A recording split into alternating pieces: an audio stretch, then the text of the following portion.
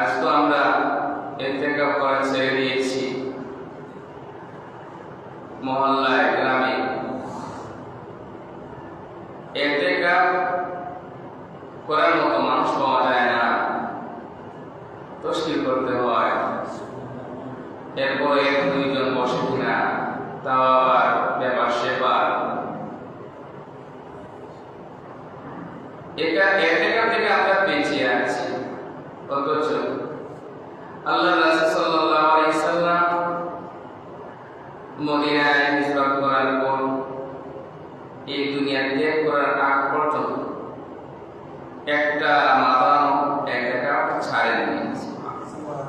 এত গুরুত্ব দিতেন, ইতিকাফ বলছেন আলা শাইউল ইকতিবাসু ফি। আবিধানিকভাবে ইতিকাফ হলো কোনো কিছুর প্রতি এগিয়ে আসা এবং ওই বস্তুকে আঁকড়ে ধরা, আটকে রাখা। পরিভাষায় ইতিকাফ বলা হয় ওয়ালিকামাতু বিল মাসাজিদ বিনিয়াতি তাকাররুবি ইলাল্লাহ আযজা ওয়া জাল লাইলান কানা আও নাহারা। আল্লাহ রাব্বুল আলামিনের সন্তুষ্টির জন্য, আল্লাহ রাব্বুল আলামিনের সন্তুষ্টির জন্য দিনে বা রাতে মসজিদে অবস্থান করা হলো ইতিকাফ। হানাফি শাস্ত্রে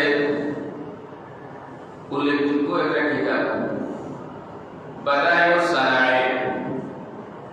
বাদায়ুস সানাঈর 3 নম্বর খণ্ডের প্রথম পৃষ্ঠায় ইতিকাফের সংজ্ঞা সম্পর্কে বলা হয়েছে বিআন্নাহু ইবাদাতুন আনিল মাকামি ফি মাকামিন মাখসুসিন ওয়া হুয়াল মাসজিদ বিআওসাবিন মাখসুসাতিন মিনান নিয়্যাতি ওয়াস সাওমি ওয়া গায়রিহা।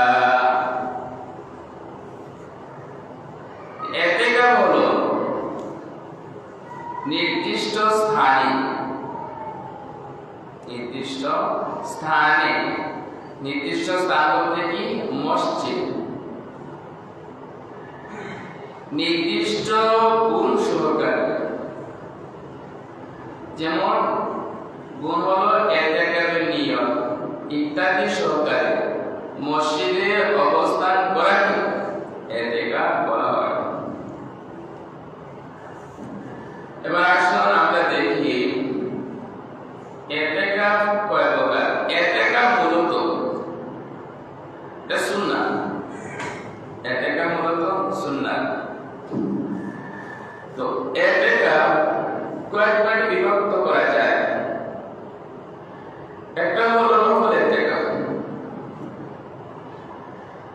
যেমন আমরা মসজিদে আসি নামাজের জন্য, ইতিকাফের নিয়তে ঢুকি, তাহলে সওয়াব পাবো, আবার বের হয়ে যাব। সামান্য সময় অবস্থান করা, মসজিদে আসলাম, তো যদি আমি নিয়ত করি যে নামাজ তো পড়বো আর ইতিকাফও করবো, তাহলে ইতিকাফের সওয়াব পাবে, আবার বাড়িতে চলে গেলে। সেটা হলো নফল ইতিকাফ। আর আরেকটা হলো সুন্নাত ইতিকাফ। রমাদানে শেষ দশকে যে ইতিকাফ করা হয় সেটা হলো সুন্নাত, সুন্নাত ইতিকাফ। এখানে সুন্নাত বলতে সুন্নাতে মুআক্কাদায়ে কিফায়া, সুন্নাতে মুআক্কাদায়ে কিফায়া। মহল্লার গ্রামের একজন বা দুইজন যদি ইতিকাফ করে তাহলে সবার পক্ষ থেকে আদায় হয়ে যাবে, সেটা হলো সুন্নাত ইতিকাফ। আর ওয়াজিব ইতিকাফ কোনটা? ওয়াজিব ইতিকাফ হলো এই যে যুদ্ধ চলতেছে না, এখন আপনি নিয়ত করলেন আল্লাহ যদি ইরান বিজয় হয় তাহলে আমি তোমার ঘরে 2 দিন বা 3 দিন ইতিকাফ করব। তো ইরান যদি বিজয় হয়ে যায় তাহলে আপনার জিম্মায় এই 3 দিন ইতিকাফ করা ওয়াজিব, সেটা হলো ওয়াজিব ইতিকাফ। অথবা আপনি মানলেন, নিয়ত করলেন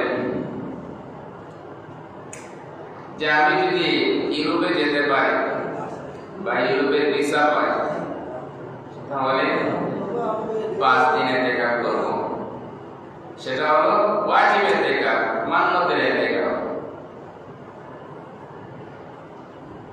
আবার আপনি রমজান শেষ দশকে ইতিকাফ শুরু করলেন, সুন্নাহ ইতিকাফ, এটা তো সুন্নাহ, কিন্তু আপনি যে শুরু করে দিয়েছেন আপনার উপর ওয়াজিব হয়ে গেছে। এই হলো ইতিকাফের প্রকার। তো ইতিকাফের গুরুত্ব অনেক। ইতিকাফকারী দৃষ্টান্ত কেমন? ইতিকাফকারী দৃষ্টান্ত হলো এমন ওই ব্যক্তির মতো যে আল্লাহর দরবারে পড়ে থাকে, আল্লাহর দরবারে পড়ে আল্লাহকে বলে, আল্লাহ তোমার দরবার আমি ছাড়ব না, তোমার ঘর আমি ছাড়ব না যতক্ষণ না তুমি আমাকে ক্ষমা করে দিবে। এটা হলো ইতিকাফকারী উপমা। আল্লাহর হাবিব মুহাম্মদুর রাসূলুল্লাহ সাল্লাল্লাহু আলাইহি সাল্লাম ইতিকাফকে খুবই গুরুত্ব দিয়েছেন। যেমন আব্দুল্লাহ ইবনে ওমর রাদিয়াল্লাহু আনহু বর্ণনা, তিনি বলেন, কানা রাসূলুল্লাহ সাল্লাল্লাহু আলাইহি ওয়াসাল্লাম কানা রাসূলুল্লাহ সাল্লাল্লাহু আলাইহি ওয়াসাল্লাম ইয়াতাকিবু আশরাতির মিন রমাদান। বুখারী শরীফের 18-58-90 নম্বর হাদিস। আব্দুল্লাহ ইবনে ওমর রাদিয়াল্লাহু আনহু বলেন, আল্লাহর রাসূল সাল্লাল্লাহু আলাইহি ওয়াসাল্লাম রমাদান মাসের শেষ দশকে ইতিকাফ করতেন। আবু হুরায়রা রাদিয়াল্লাহু আনহু বলেন, عن ابي هريره رضي الله تعالى عنه قال كان النبي صلى الله عليه وسلم يعتكف في كل رمضان 10 ايام فلما كان العام الذي قبض فيه اعتكف 20 يوما। বুখারী শরীফের 1916 নম্বর হাদিস। আবু হুরায়রা রাদিয়াল্লাহু আনহু বর্ণনা, তিনি বলেন, আল্লাহর রাসূল সাল্লাল্লাহু আলাইহি ওয়াসাল্লাম প্রত্যেক রমজানে 10 দিন ইতিকাফ করতেন।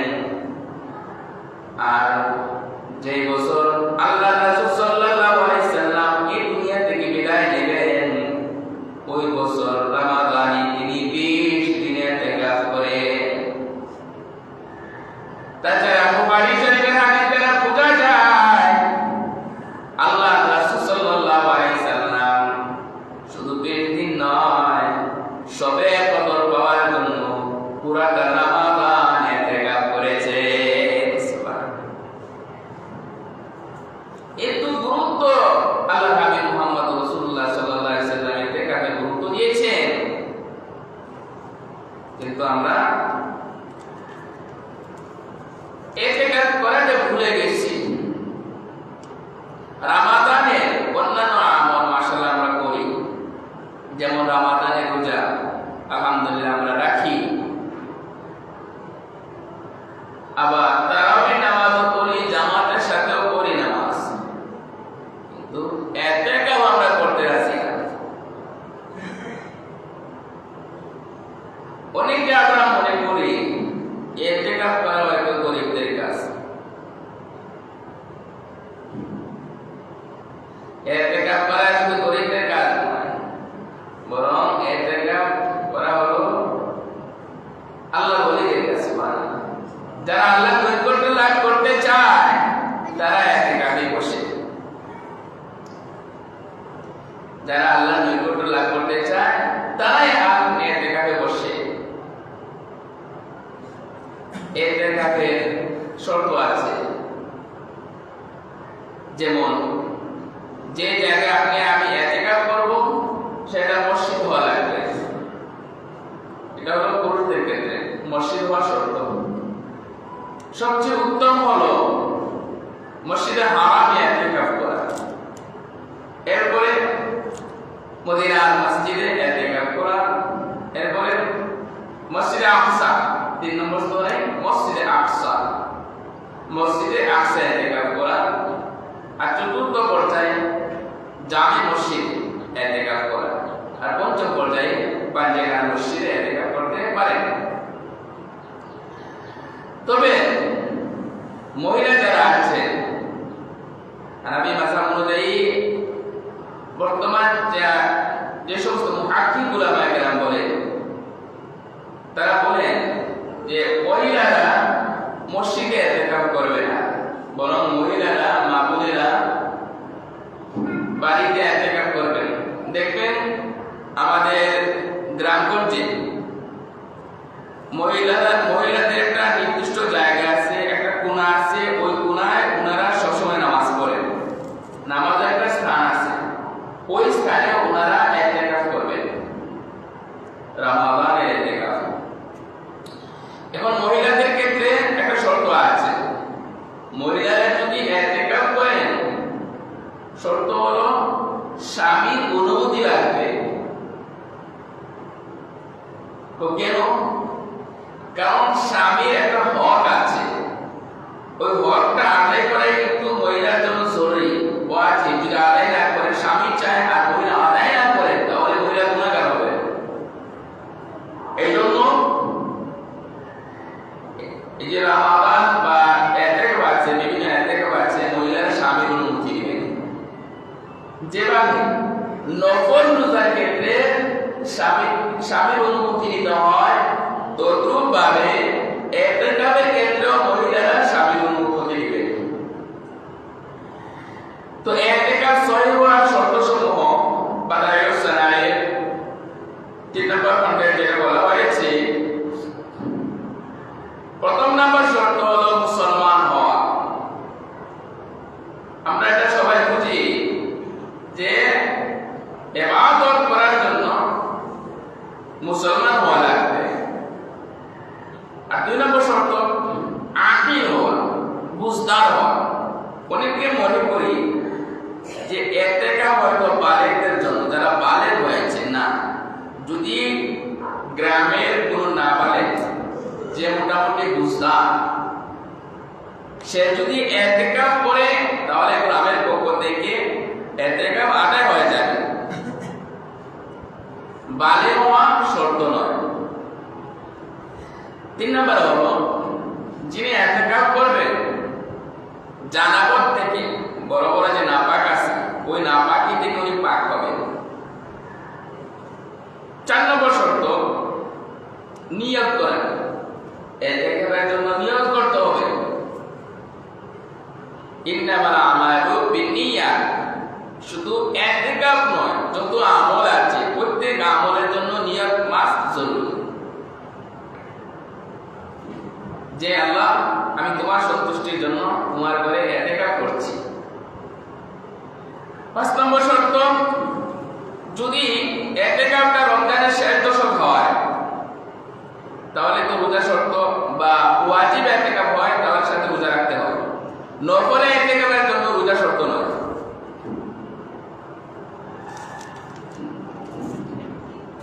যাই হোক, বলতেছিলাম ইতিকাফ যে একটা ইবাদত, একটা গুরুত্বপূর্ণ ইবাদত, ওই ইবাদতটা আমরা ভুলে গেছি। গ্রামগঞ্জে সবাই ইতিকাফ করতে চায় না, জোর করতে হয়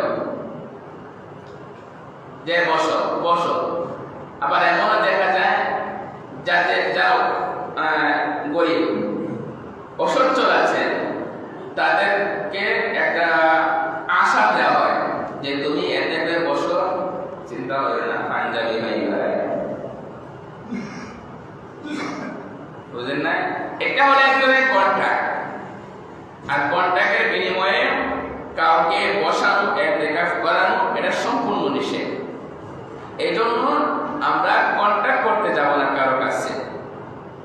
হ্যাঁ, কেউ যদি ইতিকাফে বসে, আপনি ব্যক্তিগতভাবে ইতিকাফকারীকে হাদিয়া দেন, এটা তো সওয়াবের কাজ।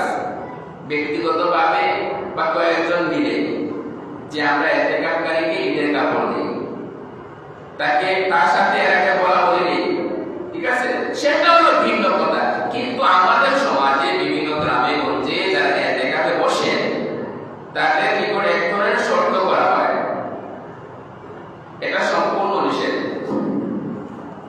তো বলতেছিলাম ইতিকাফ করা ফজিলতের কাজ। আল্লাহর হাবিব মুহাম্মদুর রাসূলুল্লাহ সাল্লাল্লাহু আলাইহি সাল্লাম প্রত্যেক রমাদানে ইতিকাফ করেছেন। ইতিকাফ কেন করবেন?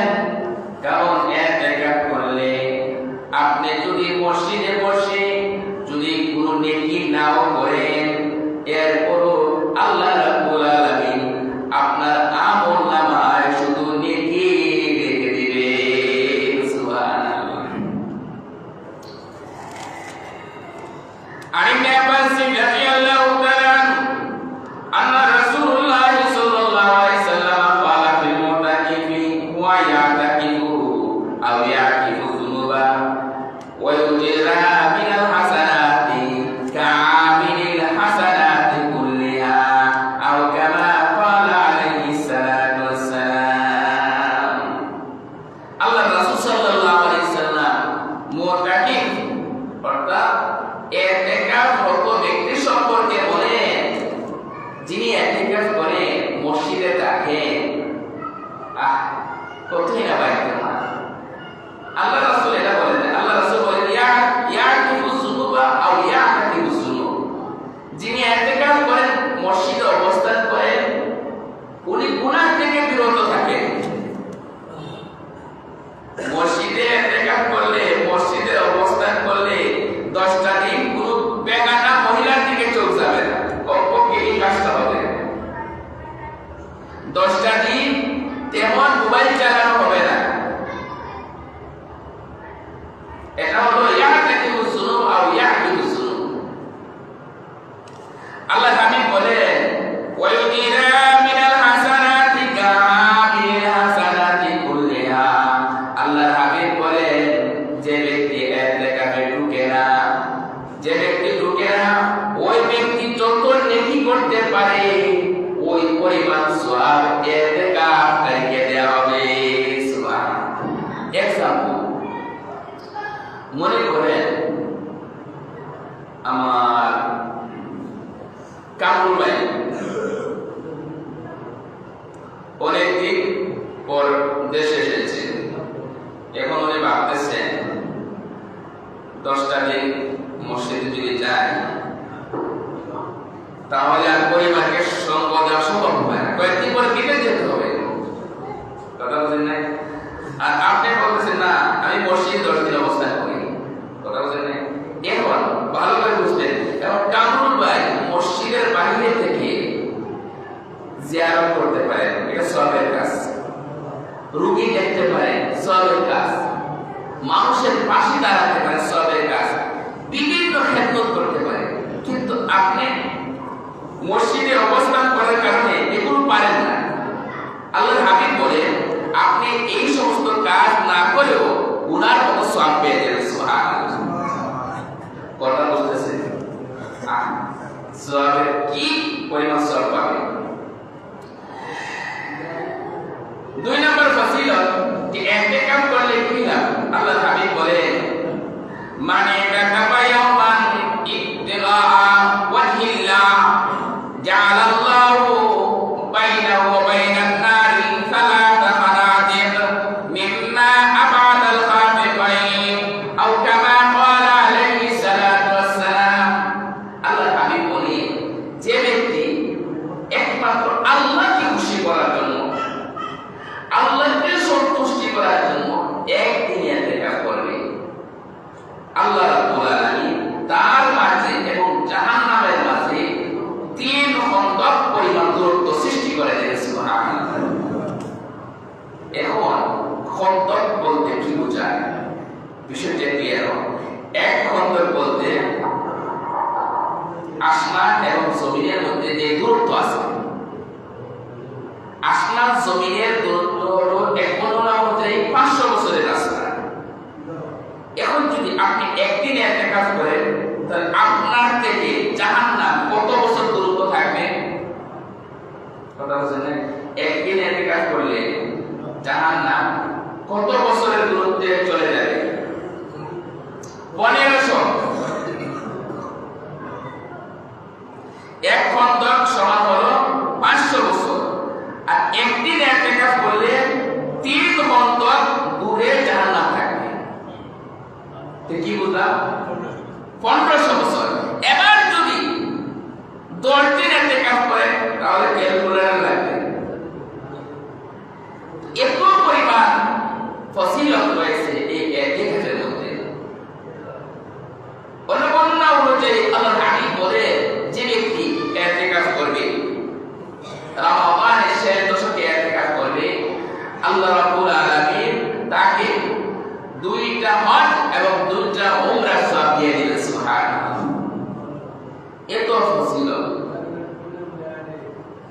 এজন্য বলা যায় না সামনে রমাদান পাবো কিনা। আমাদের মধ্যে এমনও অনেক আছে যারা জিন্দেগিতে এই 10 দিন ইতিকাফ করেন, যাদের সুযোগ আছে বসে যান। হায়াতের তো কোনো গ্যারান্টি নাই। তো কে কে এই রমাদানে ইতিকাফে বসবেন একটু আমরা জানতে পারি? অনেকে তো আছে বাড়ি ঘরে আছে, এটা বৈজ্ঞানিক স্বেচ্ছায়। মাশাআল্লাহ, লিল্লাহি তাকবীর, মাশাআল্লাহ। আমার শোনা ভাই বইবা মারহাবা। আর যে বইবা রানা ভাই তো করতে রমজান করে এবার মাশাআল্লাহ, লিল্লাহি তাকবীর। আর হে না কইবা তো ব্যস্ততা হয়, তাই বলে অনেকে আছে যে আমরা বসলে আমার সংসার চালানোর মতো মানুষ আছে। এটাও দশিম ভাই পাইলে বই না, এটাও একটা সুযোগ। কাউকে জোর করবো না, বসে ফজিলত আছে। আমি বসতাম, কিন্তু আমার একটা সমস্যা আছে যে আমি বসতে পারবো না। আলহামদুলিল্লাহ আপনাদের এলাকায় কয়েক রমজান আমি বসেছি। এরপর আমি ইনশাআল্লাহ নফল ইতিকাফে বসবো ইনশাআল্লাহ। কয়টা বলে?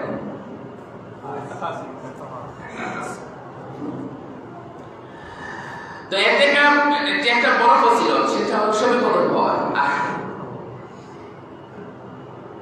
শবে কদর, এক শবে কদর যদি পান তাহলে 1000 বছর নেকি করার সওয়াব পেয়ে।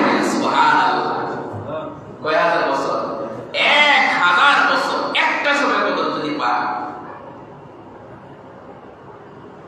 এই সুবর্ণ সুযোগ আমরা মিস করব না। যারা যুবক আছেন, এই যে বুঝদার ছেলেরা আছেন, আপনারা ইতিকাফ বসতে পারেন। ওই আছেন আমার মুফতি রুল আমিন আছেন, আপনারা ইতিকাফে বসতে পারেন। আপনাদের ইতিকাফ আল্লাহ রাব্বুল আলামিন কবুল করবেন।